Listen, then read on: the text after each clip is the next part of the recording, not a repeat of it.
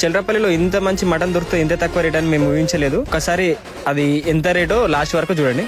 Hi friends, మన తుర్కపల్లిలో బోనాల పండుగ సందర్భంగా మనం తుర్కపల్లి రావడం జరిగింది. తుర్కపల్లి బోనాల పండుగ అయిపోయిన తర్వాత నెక్స్ట్ డే పొద్దున్నే లేవగానే పొద్దున్న లేచిన తర్వాత కార్ తీసుకుని మేము బయలుదేరాం, చిల్లరపల్లికి బయలుదేరాం. ఎందుకంటే మటన్ ఆడ తక్కువ దొరుకుతుందని అప్పుడు 4 గంటలకైతే బయలుదేరాము.